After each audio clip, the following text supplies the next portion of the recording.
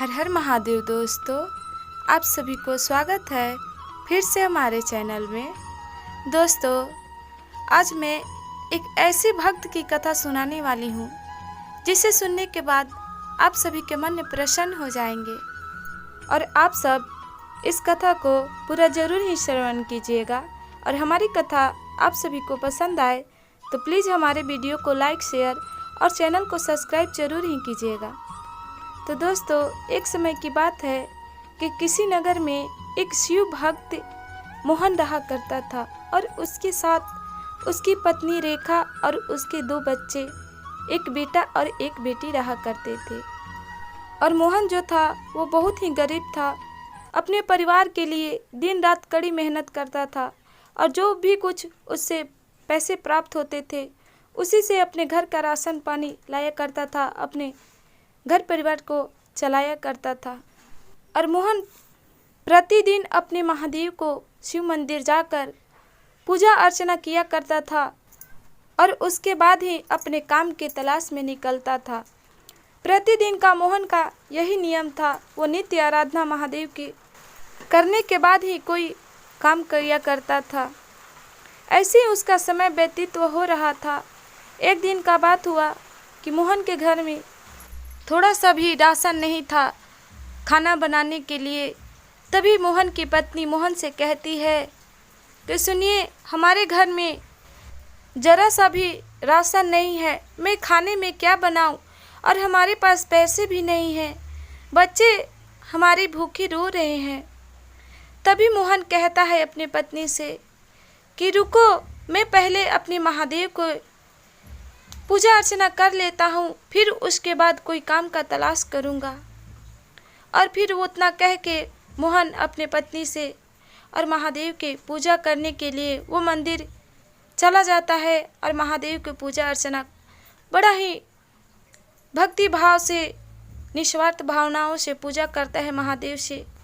और फिर महादेव के समीप बैठकर अपनी जो भी परेशानियाँ होती है वो महादेव के प्रति रखने लगता है, कहने लगता है, हे महादेव, आज हमारे घर में थोड़ा सा भी राशन नहीं है, हमारे बच्चे भूखे हैं और हमें कोई काम भी नहीं मिला है, मैं क्या करूं महादेव, हम बहुत ही गरीब परिवार हैं। हे महादेव, हम सुने हैं आप सभी पर दया बरसाते हैं, जो भी कोई आपकी निरंतर भक्ति करता है उन सभी भक्तों पर आप पल पल दया बरसाते हैं कि हे महादेव, हमारा स्थिति कब तक यूं ही चलते रहेगा, कि हम पर भी दया कीजिए महादेव। अब जगत कल्याण, जगत के दाता है, हे आदिदेव महादेव। और फिर वो महादेव से गुहार लगाकर काम के तलाश में निकल पड़ता है। तभी मोहन को एक सेठ मिलता है और वो कहता है, तो मोहन सेठ के समीप जाकर उसे काम के लिए बोलता है। तभी सेठ कहता है कि हाँ, मेरे पास काम है कि हमारे जितने भी सामान दिख रहे हो वो सारे गाड़ी में रखना है, तुम मेरे सामान को गाड़ी में रख दो। तभी मोहन अपने मन में सोचने लगता है कि ये काम तो करने में हमें सारा दिन लग जाएंगे। तभी सेठ कहता है कि मोहन, तुम क्या सोच रहे हो, मैं इस काम के लिए तुम्हें पूरे 1000 रुपये दूंगा। तभी मोहन बड़ा ही खुश हो जाता है और महादेव के प्रणाम करके काम में लग जाता है। सारा दिन काम करने के बाद जब सारे सामान को गाड़ी में रख देता है, काम खत्म हो जाता है, तो सेठ के पास जाता है और सेठ मोहन को पूरे 1000 रुपये देता है। फिर मोहन पैसे को लेकर और महादेव को प्रणाम करने लगता है। कहता है कि हे महादेव, मैंने आपके पास अपनी दुख को, अपनी समस्या को बताया और आपने हम पर दया कर दिए। आपके दया से आज हमारी पूरी 1000 रुपये की कमाई हुई है। वो बड़ा ही खुश होता है और फिर वो राशन की दुकान से जाकर दाल चावल आटे घर के लिए राशन ले लेता है और फिर वो अपने घर चला जाता है। घर जाकर अपनी पत्नी रेखा को कहता है कि रेखा, लो मैं राशन ले आया और तुम जल्दी से खाना बना दो। मैं बड़ा ही भूखा हूँ, मुझे बड़ा ही भूख लगी है। और ये कुछ पैसे भी तुम रखो, आज हमारी पूरी 1000 रुपये की कमाई हुई है कि तुम इस पैसे को संभाल के रखना। मैं इसी पैसे में कुछ और पैसे मिलाकर अपनी महादेव के पास बैजनाथ धाम जाऊंगा। मैं इस बार सावन में कांवर उठाऊंगा। तभी मोहन की पत्नी रेखा बड़ा ही खुश हो जाती है और वो पैसे को और राशन को अपने हाथों में ले लेती है। तभी मोहन के पुत्री अपने पिता से कहने लगती है कि पिताजी, लीजिए ये आप हमारी गुल्लक, इस गुल्लक में पैसे को संभाल के रखिए।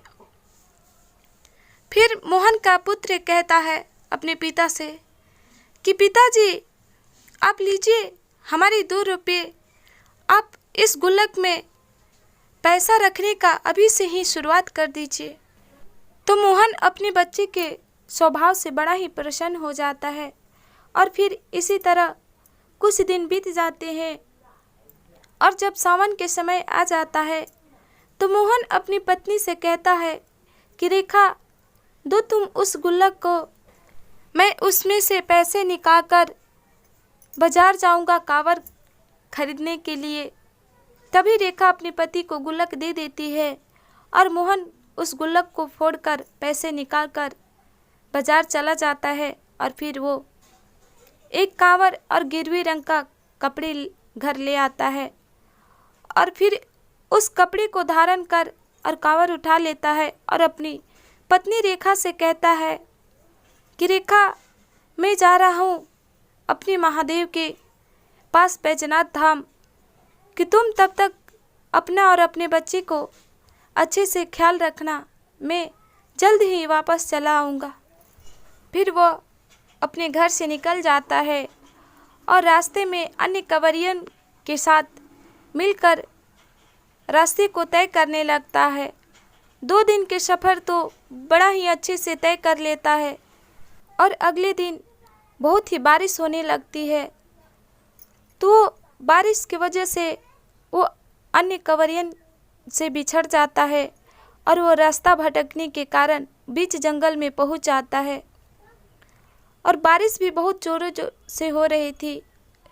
उस बारिश की वजह से मोहन बहुत ही भीग जाता है और उसे भीगने के कारण तेज बुखार आ जाती है। वो कांवर लेकर आहिस्ता आहिस्ता चलने लगता है। उसके फिर कुछ देर बाद उसके हाथ पैर भी काम करना बंद कर देते हैं। वो बहुत ही थक जाता है। तो एक जगह पेड़ में कांवर को टांग कर और वो बैठ जाता है और बड़ा ही अफसोस करने लगता है। और ये सब बात महादेव कैलाश पर बैठे माता पार्वती देख रहे थे। तभी माता महादेव से कहती हैं कि हे महादेव, देखिए इस भक्त को जो कि आपके निरंतरण प्रतिदिन भक्ति करता है, और जब वह इस बार सावन में आपके पास बैजनाथ धाम जाने का प्रण लिया तो इसकी यह दशा हमसे तो दिखी नहीं जा रही है कि हे महादेव, आप अपने भक्त मोहन पर कुछ तो दया कीजिए। तभी महादेव कैलाश से अंतर्ध्यान हो जाते हैं और मोहन के पास एक गरीब व्यक्ति बनकर प्रकट हो जाते हैं और मोहन के पास जाते हैं। तो मोहन से महादेव कहते हैं कि हे भाई, तुम इस तरह क्यों बैठे हो? अन्य कंवरिये सब लोग तो आगे निकल गए हैं। तभी मोहन कहता है कि तुम कौन हो भाई? तो महादेव कहते हैं कि मेरा नाम भोला है। तुम तो बताओ, तुम इस तरह क्यों इस पेड़ के पास बैठे हो? तभी मोहन कहता है कि क्या बताऊं भाई, मैं बड़ा ही कुशलतापूर्वक महादेव के शरण में जाने का प्रण लिया हूँ। कांवर को बहुत ही अच्छे से उठाया और रास्ते में ही आते हुए बहुत ही तेज जोरों से बारिश हो रही थी और उसी बारिश में भीगने के कारण हमें जुकाम हो गई है और हमारा शरीर भी काम नहीं कर रहा है। मैं बड़ा ही थक गया हूँ। मैं इसीलिए इस पेड़ के पास बैठा हूँ। तभी महादेव मोहन के शरीर को छूते हैं तो देखते हैं कि उसे बड़ा ही तेज बुखार है। तो कहने लगते हैं कि हे भाई, तुम्हें तो बहुत ही तेज बुखार है। इस तरह तुम तो बैजनाथ धाम नहीं पहुंच पाओगे कि तुम वापस अपने घर लौट जाओ। तभी मोहन कहता है कि नहीं भाई, मैं जब कांवर उठाकर निकल गया हूँ अपने महादेव से शरण में जाने के लिए, तो मैं अपने वापस घर पे नहीं जाऊंगा।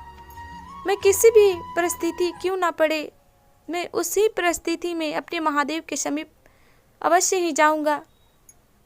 तो महादेव अपने भक्त की भक्ति को देखकर बहुत ही प्रसन्न हो जाते हैं। फिर मोहन से कहते हैं कि यदि भाई तुम्हारी राय हो तो मैं एक क्या सुझाव दूं। तो मोहन कहता है कि क्या भाई। तभी महादेव कहते हैं कि भाई, मुझे भी बहुत ही महादेव के शरण में जाने का मन बहुत दिनों से कर रहा है, परंतु अपनी परिस्थितियों को देखकर मैं कांवर नहीं उठा पा रहा हूँ। कांवर उठाने का मुझे भी बड़ा मन है कि तुम कहो तो मैं भी तुम्हारे साथ तुम्हारे कांवर को उठा लेता हूँ और तुम्हें सहारा देते हुए बैजनाथ धाम पहुँचा देता हूँ। उससे हमारा भी मन जो है वो भी हो रह जाएगा और तुम्हारा भी जो इच्छा है वो भी पूर्ति हो जाएगी। तो मोहन कहता है ठीक है। फिर भोला कांवर को कंधे पर उठाता है और मोहन को सहारे देते हुए वो बैजनाथ धाम के लिए निकल जाता है। और मोहन रास्ते में जाते जाते अपने महादेव से दया मांगते रहता है और चलते रहता है। और फिर वो कुछ दिनों बाद महादेव के बैजनाथ धाम पहुंच जाते हैं। तो मंदिर के समीप जाकर भोला कहने लगते हैं मोहन से कि लो भोला, अब हमारी सफ़र यहीं तक थी कि लो महादेव के मंदिर आ गई है कि जाओ तुम महादेव को पूजा अर्चना कर आओ। तभी मोहन कहता है कि ठीक है भाई, तुम्हारा बहुत ही धन्यवाद। आज तुम नहीं होता तो मैं महादेव के शरण नहीं आता कि मैं जा रहा हूँ पूजा करने, तब तक तुम यहीं पर खड़े रहना। मैं जब तक ना आऊँ तब तक तुम कहीं मत जाना। तो भोला कहता है ठीक है। और फिर मोहन मंदिर में चला जाता है और महादेव को बहुत ही कुशलतापूर्वक जल चढ़ाता है, पूजा अर्चना करता है और फिर उन्हें प्रणाम करके मंदिर से निकल आता है। और जब वो भोला के पास पहुंचता है तो देखता है कि भोला के सारे कपड़े भींगे हुए हैं। तो मोहन कहने लगता है कि भोला, तुम इस तरह कैसे भीग गए? अभी तो ना कोई बारिश हुई है ना कोई बादल है, तो तुम्हारी ये दशा किसने किया? तुम इस तरह कैसे भीग गए हो? तुम कहीं गए भी तो नहीं हो, तुम्हारे पास पानी कहाँ से गिरे? तभी भोला कहता है कि तुम तो अभी अभी न मंदिर में जाकर जल चढ़ाए हो हमारे ऊपर, तभी तो मैं भींगा हूँ ना। तो भोला की बातों को सुनकर मोहन समझ जाता है कि स्वयं ये महादेव हैं और वो महादेव के शरण में गिर जाता है और गुहार लगाने लगता है कि हे महादेव, आपने मुझे रास्ते तय कराए, अपने धाम बैजनाथ धाम मुझे अपने साथ अपने कंधे को सहारा देकर हमें पहुँचाए कि आपकी महिमा अपरंपार है। हे महादेव, आप मुझे साक्षात दर्शन दीजिए। तभी महादेव अपने भक्ति से प्रसन्न होकर मोहन को साक्षात दर्शन देते हैं और उसे आशीर्वाद देकर फिर अंतर ध्यान हो जाते हैं। और मोहन बहुत ही अच्छी हो जाता है, उसके तबीयत में भी राहत हो जाती है और वो कुशलतापूर्वक अपने घर पहुंच जाता है और अपने परिवार के साथ अच्छे से रहने लगता है। तो हे महादेव आदिदेव, आपने जैसे अपने भक्त मोहन पर दया किए, उसे आशीर्वाद दिए, उसी तरह आप हम सभी पर अपना कृपा बनाए रखिए। दोस्तों, आप सभी को हमारी कहानी पसंद आई हो तो प्लीज़ हमारे कमेंट बॉक्स में महादेव का नाम एक बार ज़रूर ही लिखिएगा। आप सभी पर हमारे महादेव हमेशा कृपा बनाए रखे। आप सभी को हर हर महादेव।